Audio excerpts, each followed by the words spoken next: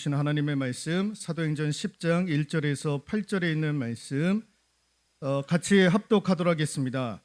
가이사라에 고넬료라 하는 사람이 있으니 이달리아 부데라 하는 군대의 백부장이라.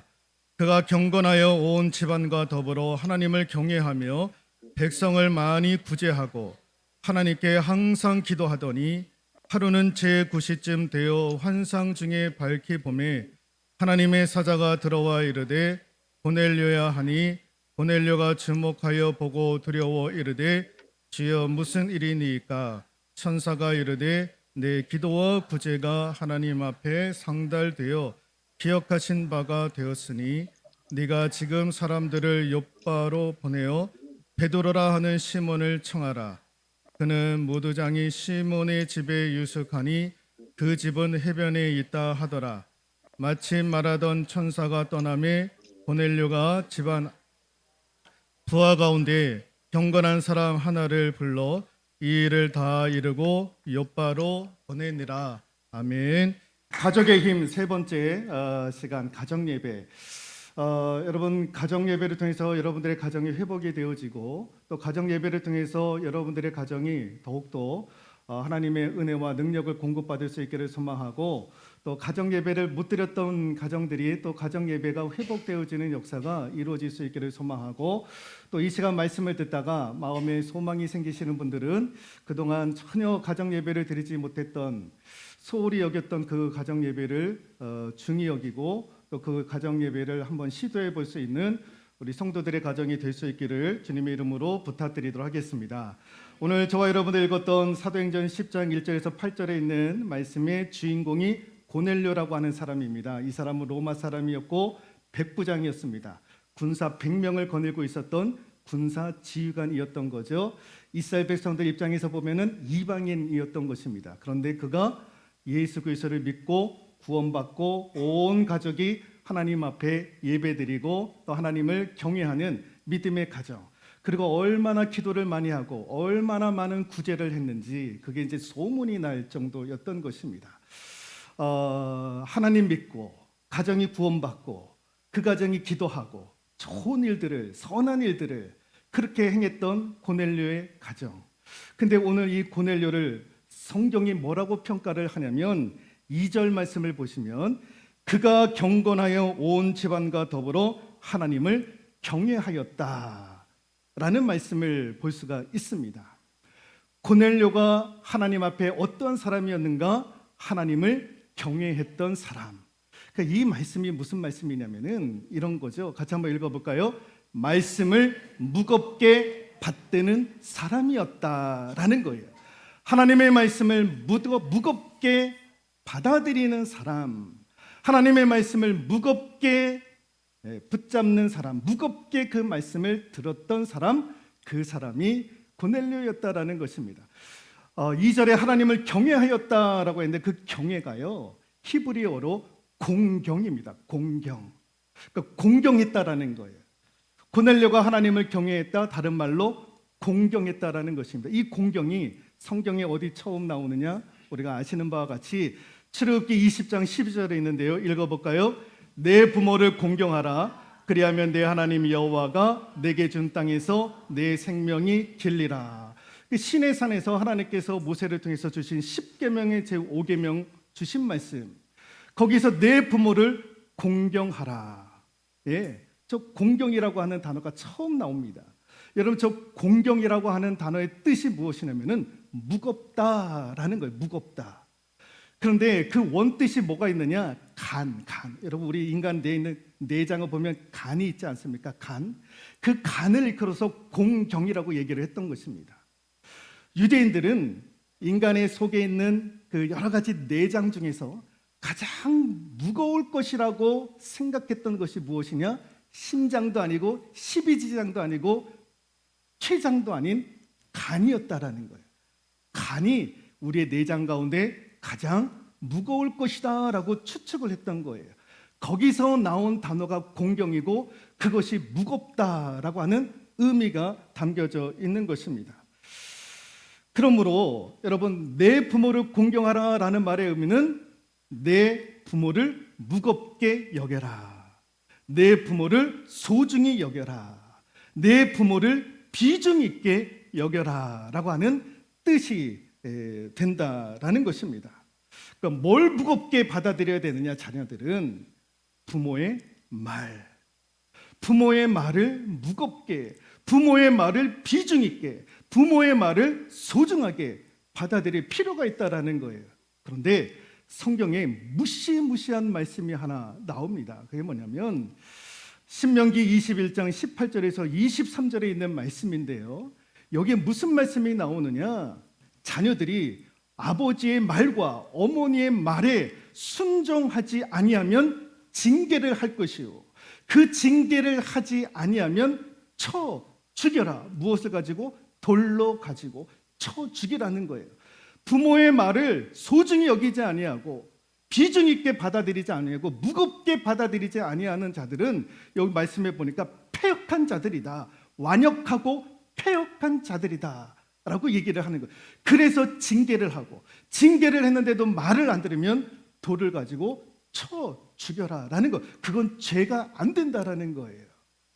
그럴 정도로 어마무시한 이야기가 신명기 21장 18절에서 23절에 나옵니다.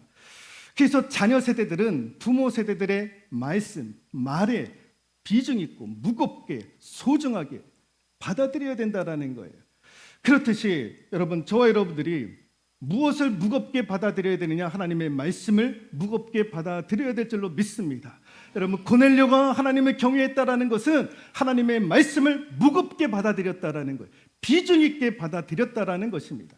여러분, 그것을 알 수 있는 것이 무엇이냐면은 오늘 하나님께서 고넬료를 통해서 말씀하시는 것이 무엇이냐? 시몬 베드로를 청하여서 그로부터 말씀을 들으라는 거예요. 그걸 지금 알려주고 있는 거예요.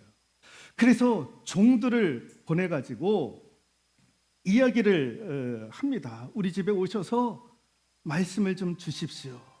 그래서 베드로가 이 고넬료 가정에 찾아가게 됩니다. 여러분, 우리가 잊지는 않았지. 25절에 있는 말씀을 한번 보실까요? 25절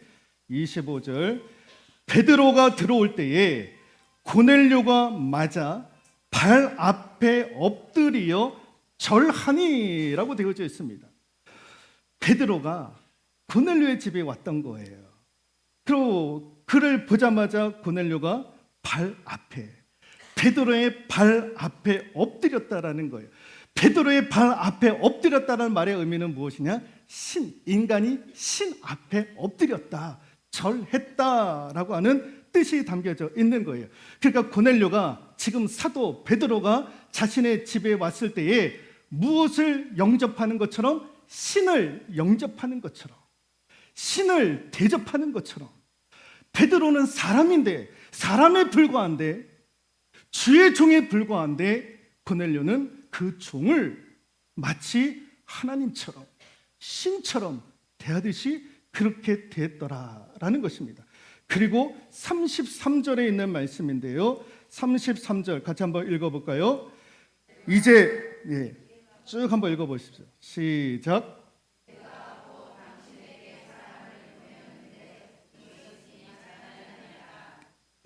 우리는 주께서 당신에게 명하신 모든 것을 듣고자 하여 다 하나님 앞에 있나이다. 우리 가족이 당신 앞에 서 있다라는 거예요. 이제부터 하나님께서 당신을 통해서 주신 말씀을 듣고자 하여, 그 모든 것을 듣고자 하여라고 되어져 있습니다.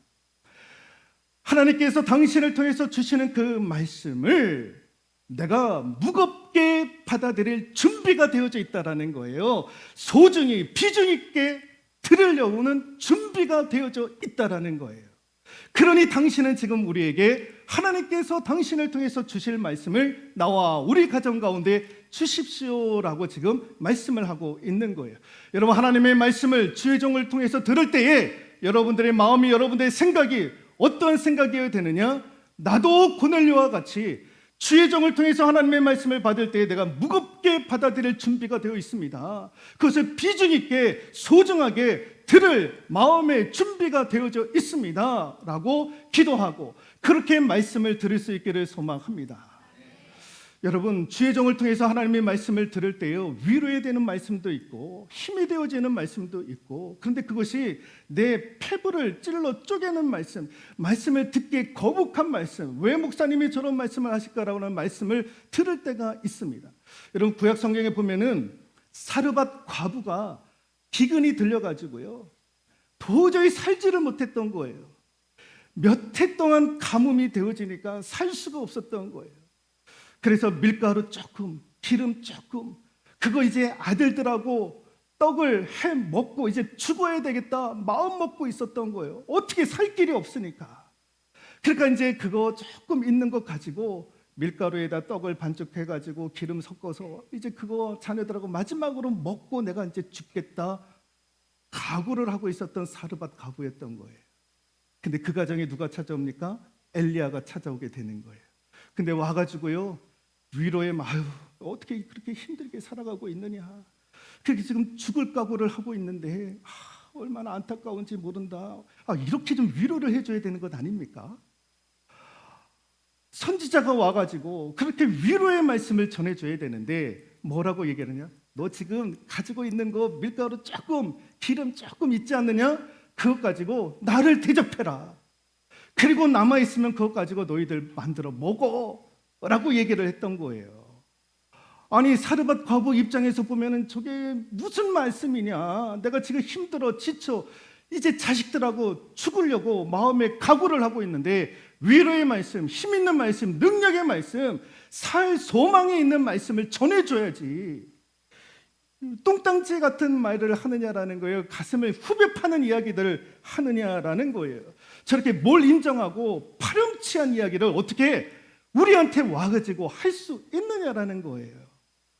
그런데 그렇게 대접을 했던 거예요. 그런데 하나님께서 은혜 주셔가지고 역사를, 기적을 일으키지 않았습니까? 그것을 팔아다가 빚도 갚고, 왜? 생각지도 못했던 기적을 체험을 했던 거예요. 그날 파렴치하게 들렸던 그 엘리야의 그 말, 사르밧 과부의 가슴을 후벼 팠던 그 말, 그 말이 그 가정을 살리는 말씀이 되었다라는 거예요. 여러분, 하나님의 말씀이요, 때로는 누군가에게 위로의 말씀, 칭찬의 말씀, 격려의 말씀도 되겠지만, 그러나 그 말씀이 누군가에게는 정말 귀가 거슬리는 말씀이 될 수도 있는 거예요. 가슴을 후벼 파는 말씀이 될 수도 있는 거예요. 아니, 목사님이 어떻게 저렇게 파렴치한 말씀을 할 수 있을까? 그러나 그 말씀조차도 그를 살리는 생명의 말씀이 된다라는 것이죠. 여러분, 왜 우리가 그런 생각을 하느냐? 하나님의 말씀을 비중 있게, 무겁게, 소중하게 들으려고 하는 마음이 없는 거예요. 그러니까 서운하게 들려지는 말씀을 들으면 서운해지는 거예요. 여러분, 하나님의 말씀을 무겁게, 비중 있게, 소중하게 들을 수 있는 옥토와 같은 심령들 될 수 있기를 소망합니다. 왜 하나님의 말씀을, 왜 자녀들이 부모의 그 말씀을 비중 있게 무겁게 받아들여야 되느냐? 이유가 있는 거예요. 출애굽기 20장 12절 아까도 읽었으면 내 부모를 공경하라. 그리하면 내 하나님 여호와가 내게 준 땅에서 내 생명이 길리라. 내 생명이 길리라, 장수하리라. 여러분, 장수의 의미가 아닙니다. 내 생명이 길리라라는 말의 의미는 하나님의 은혜와 축복이 영원하리라는 거예요. 근데 이 말씀의 핵심은 어디에 있느냐? 내 생명이 길리라에 있지가 않습니다. 이 말씀의 핵심은 어디에 있느냐? 내게 준 땅, 저 땅에 있는 거예요. 여러분, 땅 그러면 우리는 부동산을 생각을 합니다. 땅 사두면 값이 올라가겠지. 부동산의 개념으로 땅을 생각하는데, 여러분, 이스라엘 백성들은 이 땅의 개념을 부동산으로 생각하지 아니했던 거예요. 저 땅을 기억. 무슨 기억이냐? 하나님의 구원의 능력에 대한 기억으로 저 땅을 이해를 했다라는 거예요. 부동산의 개념이 아니라 하나님의 구원의 능력에 대한 기억으로. 여러분, 지금 출애굽기 20장 이 12절에 있는 말씀은 이스라엘 백성들이 애굽에서 430년간 종노릇하다가 하나님께서 10가지의 재앙을 통해서 이스라엘 백성들을 출애굽시키지 않았습니까? 그리고 나서 광야로 오게 되었던 거죠. 그리고 시내산에서 이 말씀을 받게 되었던 것입니다. 왜 하나님께서 이 말씀을 이스라엘 백성들에게 주셨느냐? 기억하라는 거예요. 기억하라는 거. 출애굽을 어떻게 했는지 기억하라는 거예요. 여러분, 이스라엘 백성들은 출애굽, 가장 하나님께서 강력하게 역사하셨던 그 구원의 능력을 가장 눈앞에서 경험했던 것이 출애굽 사건이었던 거예요. 그 구원에 대한 하나님의 능력에 대해서 기억하라라는 거예요. 그래서 이스라엘 백성들은 그 땅에 대한 개념을 하나님의 구원에 대한 능력의 기억으로 삼았다라는 거예요. 왜 이 기억이 중요하냐? 여러분, 기억을 하게 되면 뭐가 되느냐? 기대하게 되는 거예요. 기억하면 기대할 수가 있는 거예요.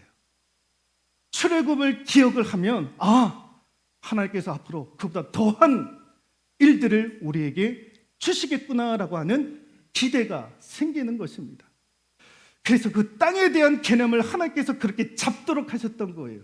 기억하면 기대할 수가 있다라는 거예요. 그래서 10계명의 5계명은 부모 공경의 말씀보다도 하나님의 구원에 대한 능력을 기억하고 기대하면서 부모들은 자녀들이 그렇게 하나님과 그 기억을 통해서 하나님과 연결이 되기를 원했던 거예요. 그 하나님과 연결이 되는 그 연결이 지속적으로 이루어지기를 원했던 거예요. 우리에게 하나님께서 허락하셨던 그 소중한 기억들을 너희들도 기억하고 너희들에게 그것 이상으로 부어주실 하나님의 은혜를 기대하라는 거예요. 그래서 우리가 전하는 말씀, 부모 세대가 전하는 말씀에 대해서 너희들은 비중 있게 들어야 된다라는 거예요. 무겁게 받아들여야 된다라는 거예요.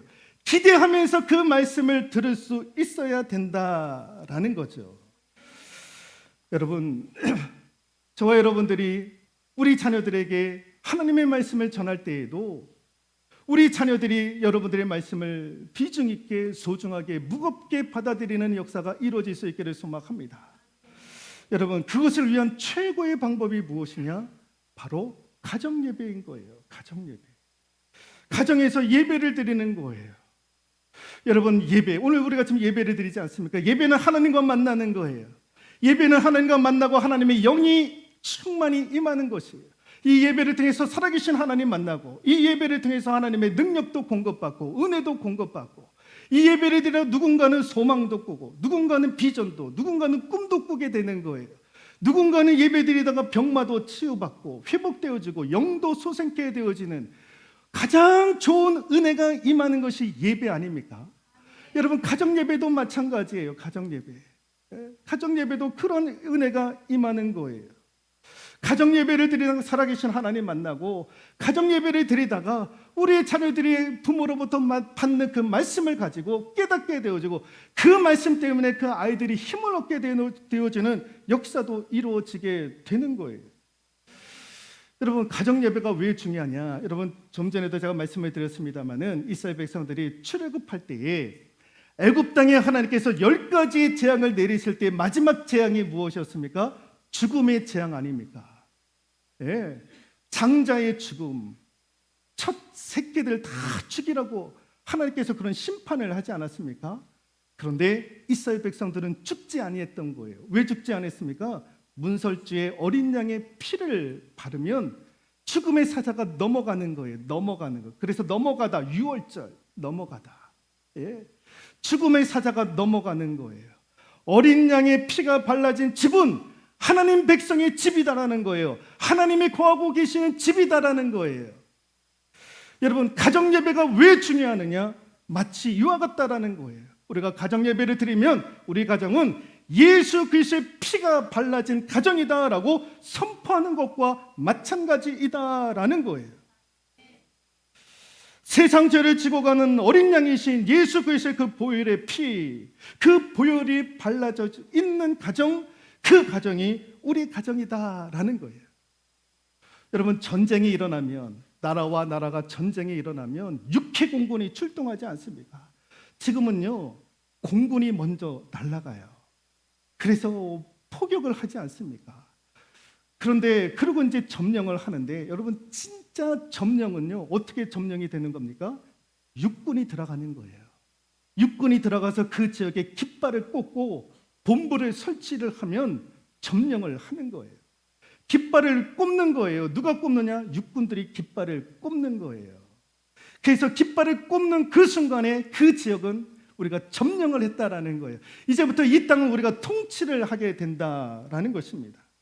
여러분, 가정 예배가 왜 중요하느냐? 바로 깃발을 꽂는 거예요. 무슨 깃발? 십자가의 깃발을 꼽는 것, 그게 가정 예배인 거예요. 십자가의 깃발을 꼽는다. 이제부터 우리 가정은 하나님께서 통치하시는 가정이다. 하나님의 은혜가 머무르는 가정이다. 하나님의 능력이 임하는 가정이 우리 가정이다. 그 가정 예배를 통해서 우리가 선포하는 거예요. 우리 가정은 하나님의 은혜가 아니면 살 수 없다. 우리 가정은 하나님의 도우심이 아니면 살 수 없다. 우리 가정은 하나님의 친히 통치하시고 하나님의 주권이 임하는 가정이다 라고 선포를 하는 거예요. 선포를 하는 거. 그 선포를 통하고 뿐만 아니라 그 가정 예배를 통해서 우리 자녀들이 하나님의 말씀을 받는 거예요. 받는 거.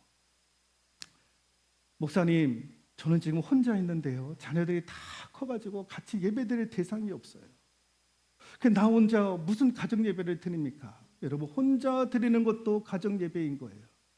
찬송하고 말씀 읽고 그 말씀을 통해서 하나님께서 내게 주시는 뜻이 무엇이 그 음성을 듣는 거, 그것도 가정 예배인 거예요. 여러분, 자녀들이 함께 있는 분들이 있습니까? 자녀들과 함께 예배 드릴 수 있기를 소망합니다.